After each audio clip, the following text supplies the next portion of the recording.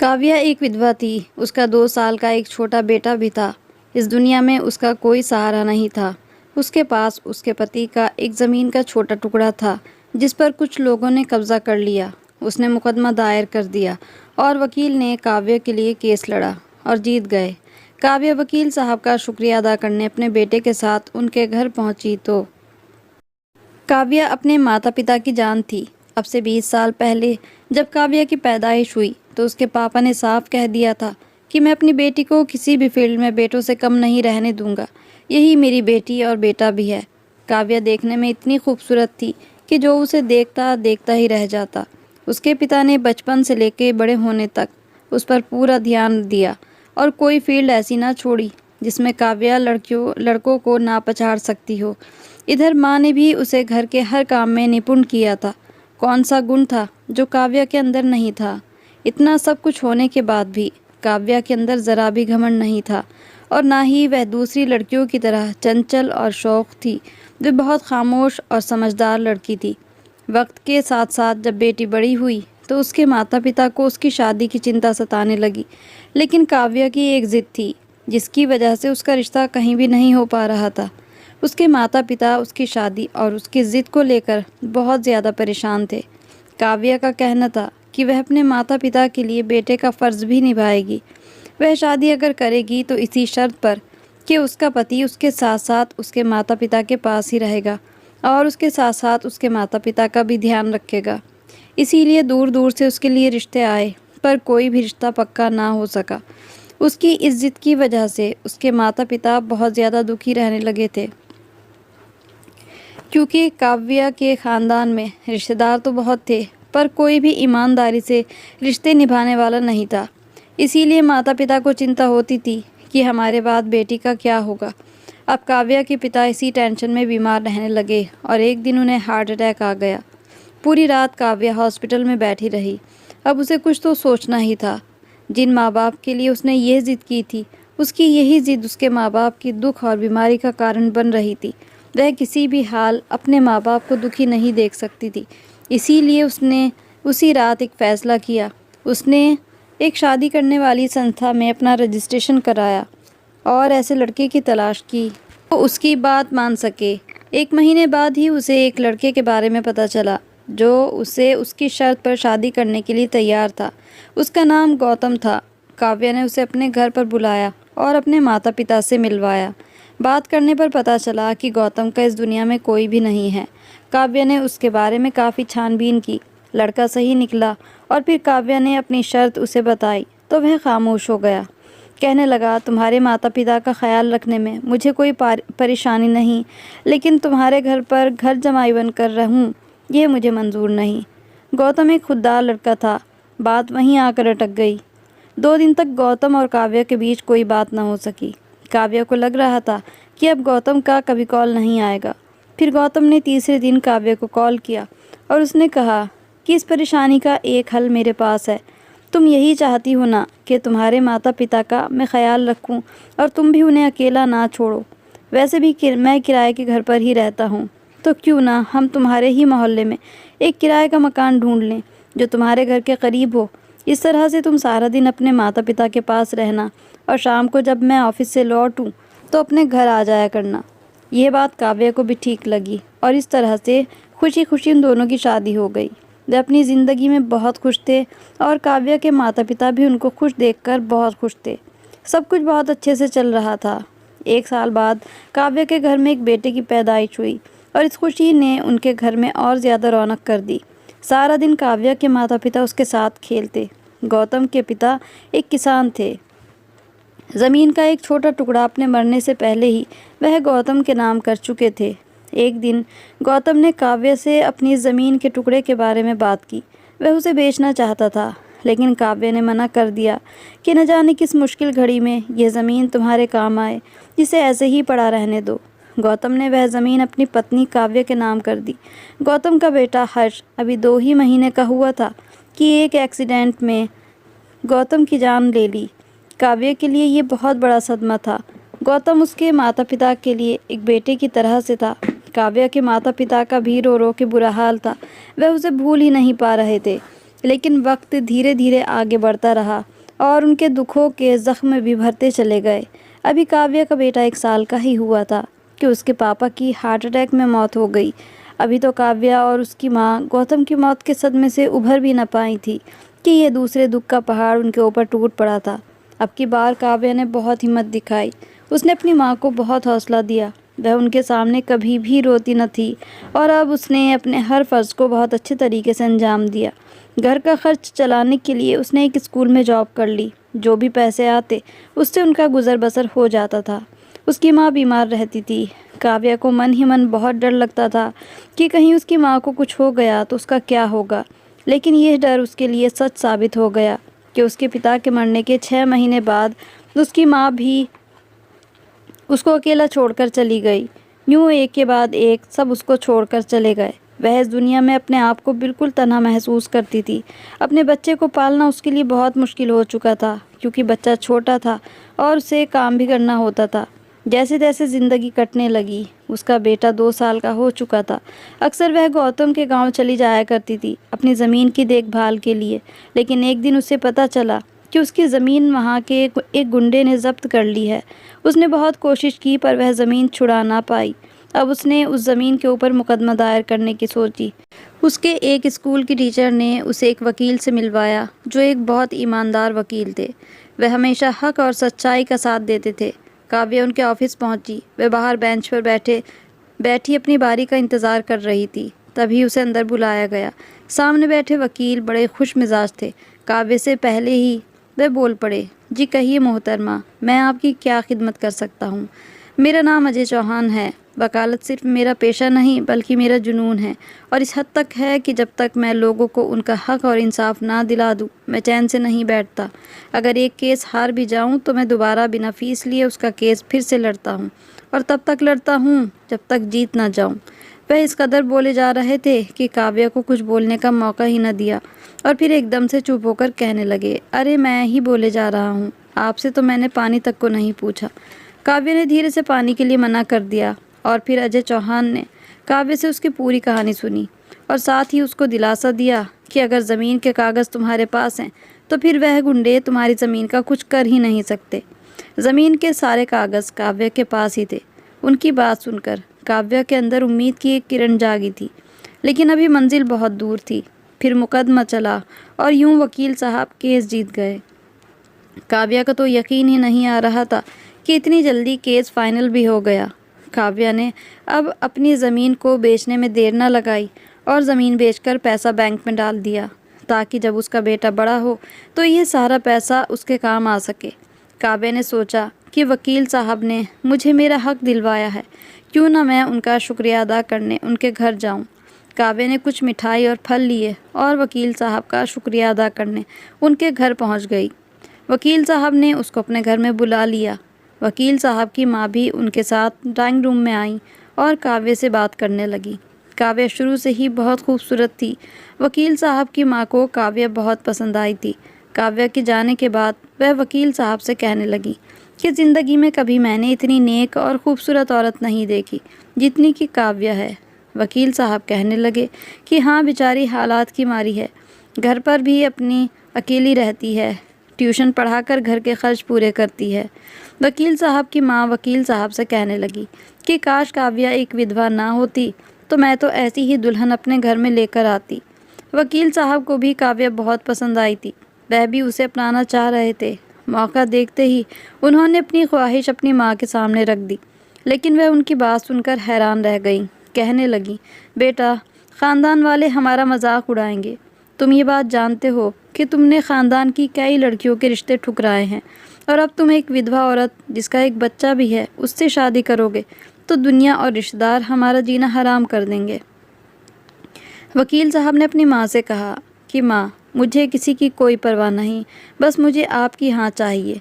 अगर आप राज़ी हैं तो मैं किसी की बातों की परवाह करने वाला नहीं। वह एक बेसहारा औरत है और उसे एक मर्द के सहारे की ज़रूरत है और मैं उसे सहारा देना चाहता हूँ। विधवा औरत से शादी करना एक नेक काम है। वकील साहब की माँ का तो दिल पहले ही काव्या पर आ चुका था, इसीलिए उन्होंने अपने बेटे को इस शादी की रजामंदी दे दी।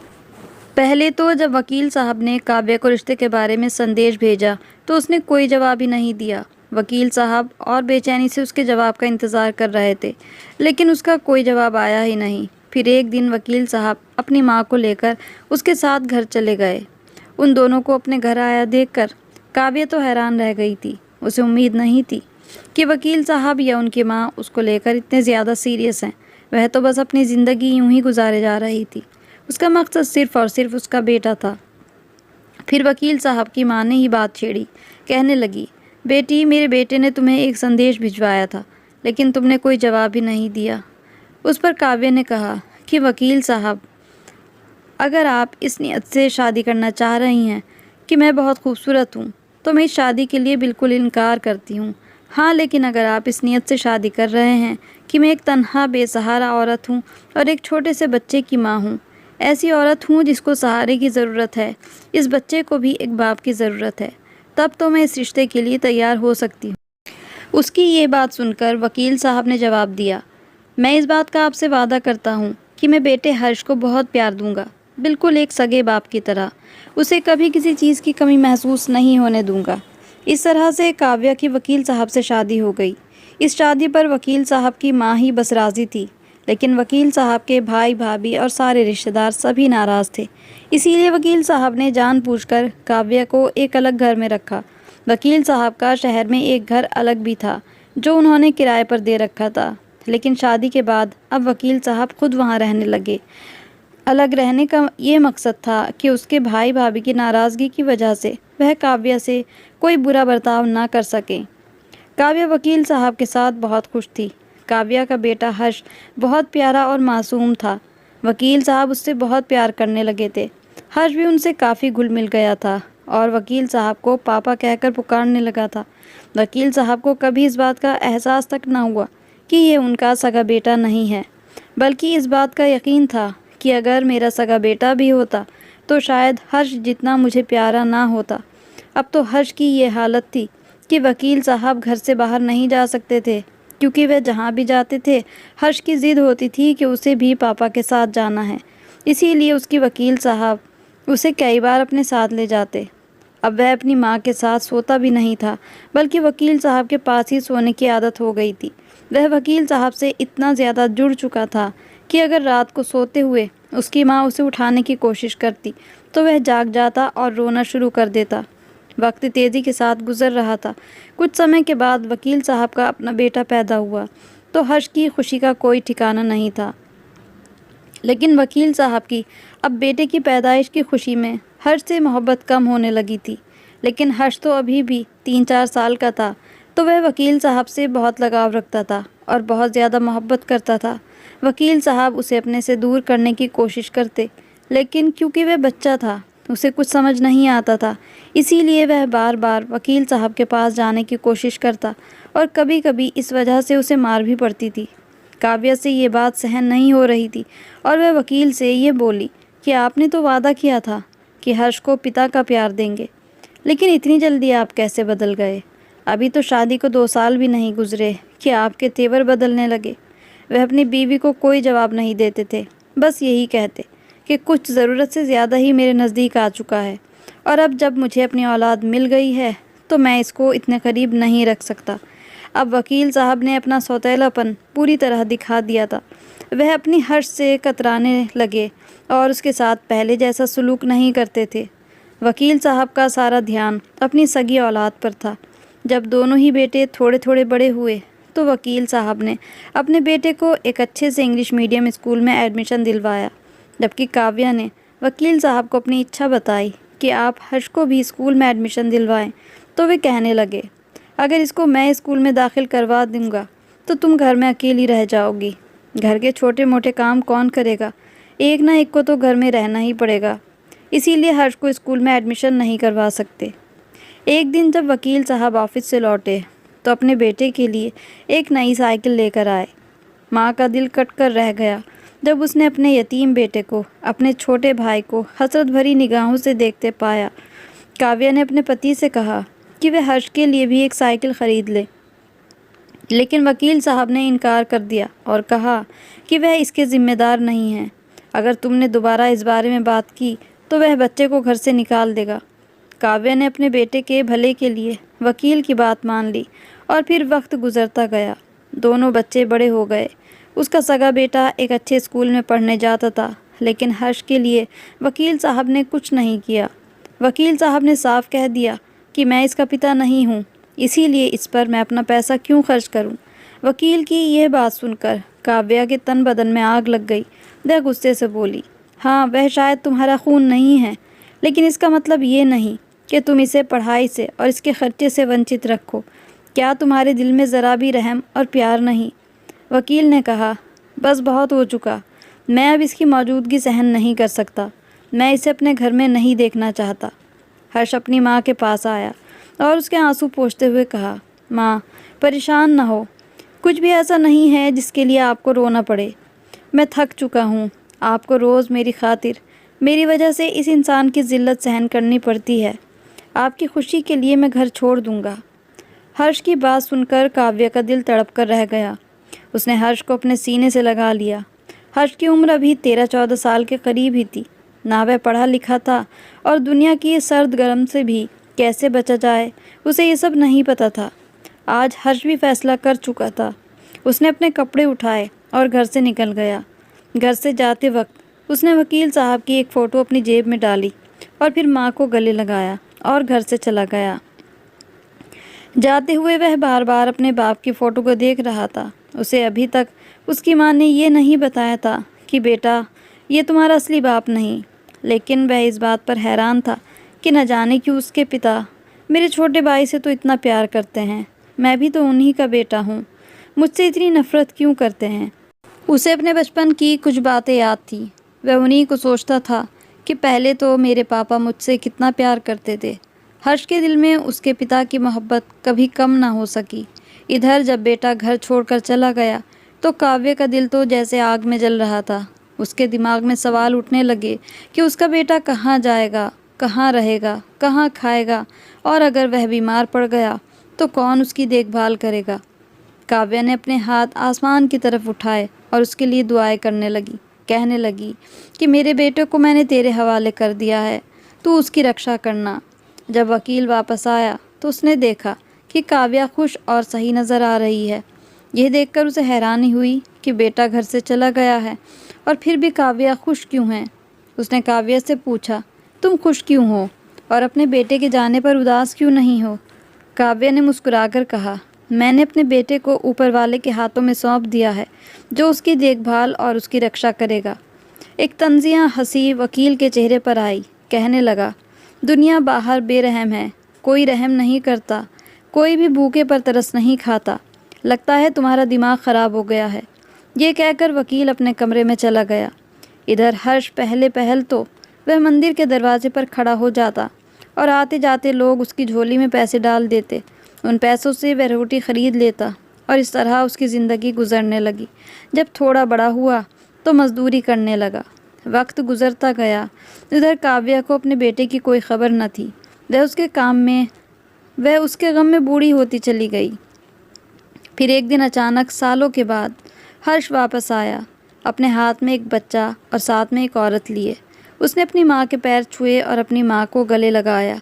काव्या बूढ़ी हो चुकी थी। वह हैरानी और खुशी से हर्ष को देखे जा रही थी। फिर उनका ध्यान उसके साथ खड़ी उस औरत और बच्चे पर गया। पूछने लगी कि यह औरत और बच्चा कौन है। हर्ष ने जवाब दिया, ये मेरी बीवी और ये मेरा बेटा है। काव्या ने पूछा, तुमने ये सब कुछ कैसे हासिल किया जब तुम्हारे पास न पैसे थे? हर्ष ने कहा, सच बताऊं तो मैं खुद नहीं जानता कि ज़िंदगी ने मुझे कहाँ पहुँचा दिया। मैं बेसहारा था और मुझे नहीं पता था कि कहाँ जाऊँ। फिर मैं एक छोटे से गांव में पहुंचा। वहाँ एक मंदिर की पैड़ियों पर मैंने रात गुजारी। दिन में काम की तलाश करता और रात को मंदिर के बाहर सो जाता था। जब मेरे पास कोई काम नहीं होता था तो गांव के लोगों का सामान उठाकर इधर से उधर पहुंचा देता था और यह काम मैं बिन पैसे के करता था। इस तरह वह भी मेरे खाने पीने का इंतज़ाम कर देते थे। मैं वहाँ सभी बड़े बूढ़ों की सेवा में लगा रहता था। इस तरह गांव के लोगों से मेरी जान पहचान बढ़ती चली गई और सभी मुझे प्यार भी करने लगे। गांव वालों ने सरपंच से मेरे लिए बात की और मुझे एक घर रहने के लिए दिलवा दिया और साथ ही मुझे मजदूरी का काम भी मिलता रहा। गांव के सरपंच ने ही मेरे लिए एक बिन माँ बाप की लड़की शादी के लिए बताई, जिसके पास सिर्फ उसकी दादी थी। मैंने उससे शादी की और कुछ ही समय बाद उसकी दादी की भी मौत हो गई। बीवी को उसकी दादी की विरासत में ज़मीन का एक टुकड़ा मिला था, जिसे मैंने बेचकर अपना कारोबार कर लिया और कारोबार के पैसे से फिर से ज़मीन खरीद ली और बहुत सारी ज़मीनों का मालिक बन गया। इस तरह मेरी ज़िंदगी बहुत अच्छी गुजरनी शुरू हो गई थी। ऊपर वाले का बहुत शुक्र है, अब मेरे पास बहुत सारी ज़मीन है। मुझे हमेशा लगता था कि आपकी दुआएं मेरे साथ हैं, आपका आशीर्वाद मेरे सर पर है। आज आपकी वजह से ही मैं हूँ जो भी कुछ हूँ। उसकी बात सुनकर माँ खुशी से रो पड़ी और जान गई कि ऊपर वाला दुआएं ज़रूर सुनता है। उसने काव्या ने अपने पोते को गले लगाया, लेकिन वकील साहब ने कब सोचा था कि उनका सौतेला बेटा हर्ष एक दिन इतना बड़ा आदमी बनकर घर वापस आएगा। हर्ष ने अपनी माँ से कहा कि पापा कहाँ हैं, मुझे कहीं नज़र नहीं आ रहे। यह सुनकर काव्या खामोश हो गई। वह अपनी माँ से बार बार यही सवाल कर रहा था कि पापा कहाँ हैं। तो काव्या ने कहा, बेटा तुम थोड़ा आराम करो, मैं तुम्हें सारी बात बताऊंगी। लेकिन हर्ष तो अपने पिता से मिलने के लिए बेचैन था। वह बार बार अपने पिता से मिलने की ज़िद करता रहा। उसकी ज़िद पर काव्या ने उसको बताया कि तुम्हारे पिता पागल खाने में जा चुका है। मैं हफ्ते में 2-3 बार उनसे मिलने ज़रूर जाती हूँ, लेकिन उनकी हालत में किसी भी तरह का बदलाव नहीं आ रहा। उनकी हालत पहले से भी ज़्यादा ख़राब हो गई है। यह तुम्हारे भाई ने उन्हें बहुत बड़ा सदमा पहुँचाया था। मुझे और तुम्हारे बाप को धक्के देकर घर से निकाल दिया था और शादी करके अमेरिका चला गया। काव्या ने उसे ये राज भी बताया कि वह तुम्हारा सगा बाप नहीं था, बल्कि तुम्हारा सगा बाप तो पहले ही मर चुका था। माँ की यह बात सुनकर हर्ष को बहुत सदमा पहुँचा। वह अपनी माँ से बोला कि मैं पापा के पास जाना चाहता हूँ। वह वकील साहब को अपने साथ घर में ले आया और फिर उनकी सेवा करने लगा। सिर्फ खुद सेवा ना करता, बल्कि अपनी बीवी से भी यही कहता कि मेरे पिता की सेवा करो। मैं अपने पिता को दोबारा पहली हालत में देखना चाहता हूँ। कुछ महीने की मेहनत के बाद उसके पिता पूरी तरह से ठीक हो गए। हर्ष अपने पिता के सामने बैठ गया और अपनी जेब में से फ़ोटो निकालकर बाप को दिखाए और कहा, जब आपने मुझे घर से निकाला था तब मैं आपकी ये तस्वीर अपने पास साथ ले गया था और इसे अपने सीने से लगाकर सोता था। दिन में कई बार मैं आपको न जाने कितनी बार याद करता था। मैं आपसे कितनी मोहब्बत करता था। मेरी मोहब्बत का तो ये हाल था, जब आप मुझसे नफ़रत करने लगे थे तब भी मेरी मोहब्बत में किसी तरह की कोई कमी नहीं आई थी। इतने सालों से मैं आपके लिए तड़प रहा था। मुझे माँ की भी याद आती थी, लेकिन आपकी याद माँ से भी ज़्यादा आती थी। वकील साहब ने अपने बेटे को गले से लगा लिया और कहा, मुझे माफ़ कर देना, मैं बहुत ज़्यादा खुदगर्ज हो गया था और मुझे अपनी खुदगर्जी की सज़ा भी मिल चुकी है। मेरा सगा बेटा मुझे मारपीट कर यहाँ हमें अकेला छोड़कर चला गया। जिसको मैंने घर से निकाला था वह तो हीरा था। बेटा तो मेरा सगा नहीं था, मेरा खून नहीं था, लेकिन आज ये साबित हुआ कि सगे रिश्ते दिल के होते हैं, खून के नहीं। मैं इस रिश्ते को निभाने में नाकाम रहा, लेकिन बेटा तेरा दिल साफ़ है। तेरा दिल ऐसा है जिसमें कभी किसी के लिए नफ़रत समा ही नहीं सकती।